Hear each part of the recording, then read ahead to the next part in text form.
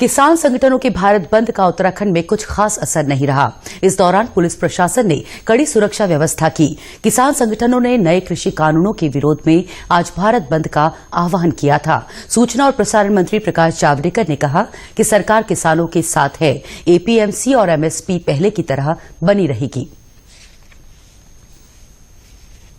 मेरा पूरा विश्वास है कि ये मसला हल होगा। किसान हमारे हैं और किसान के मन में कोई आशंका है तो दूर करना भी हमारा काम है। हम करेंगे और सफलता से करेंगे, क्योंकि उनको दो ही बातें मुख्य है। उनको चाहिए कि एपीएमसी रहेगी या जाएगी, तो इसका उत्तर साफ है कि एपीएमसी रहेगी। ये दूसरा मुद्दा था उनके मन में कि एमएसपी रहेगी कि नहीं। तो एमएसपी थी, एमएसपी है और एमएसपी रहेगी। मुख्यमंत्री त्रिवेंद्र सिंह रावत का कहना है कि कृषि कानून को लेकर किसानों को भ्रमित किया गया है।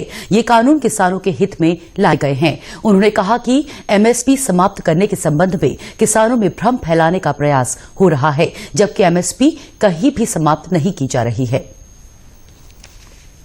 किसानों के लिए अनेक विकल्प खोल दिए गए हैं।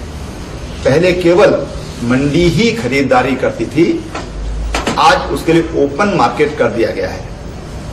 किसानों के बीच में ये भ्रम फैलाने की कोशिश की जा रही है कि एमएसपी समाप्त हो रही है, जबकि सबको पता है कि एमएसपी कहीं भी समाप्त नहीं हुई है। कानून देश में लागू हो गया है और आज एमएसपी पर किसानों से धान की खरीदारी और उनके अन्य उपजों की खरीदारी हो रही है।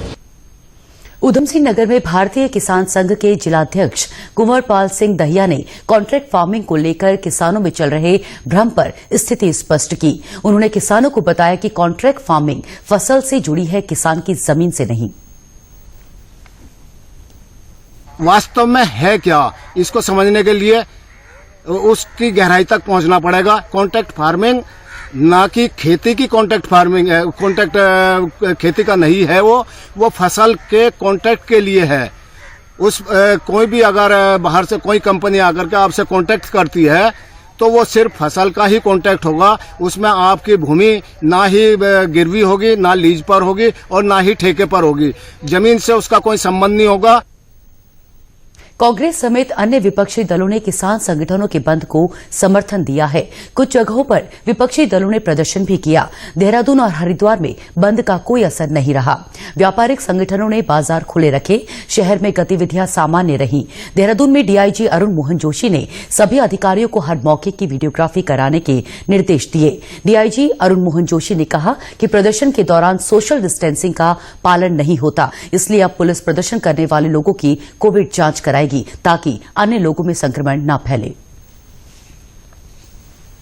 उनको साथ में लेकर के हमारा प्रयास रहेगा कि जहां पर भी इस तरह की परिस्थितियां बन रही हैं, जहां पर गाइडलाइंस का वायलेशन हुआ है और किसी एक से संक्रमण फैल सकता है, तो वहां पर यथासंभव जितना भी हम सैंपलिंग करवा सकते हैं जरूर करवाई जाए, ताकि कोई इस तरह की परिस्थिति ना बने कि कोई संक्रमित व्यक्ति वहां पर मौजूद रहा हो जिसके माध्यम से कई लोगों में संक्रमण फैल जाए। तो इस बारे में जो एसपीसीटी उनको बताया गया है कि कंसर्न डिपार्टमेंट से कोऑर्डिनेट करेंगे और इसमें जो भी हम कार्रवाई कर सकते हैं उसके लिए प्रयास करेंगे। वहीं पर्वतीय जिलों अल्मोड़ा, चंपावत, बागेश्वर, चमोली समेत राज्य के अन्य हिस्सों में भी बाजार, दुकानें, यातायात, सरकारी और अर्ध सरकारी कार्य रोज की तरह खुले रहे।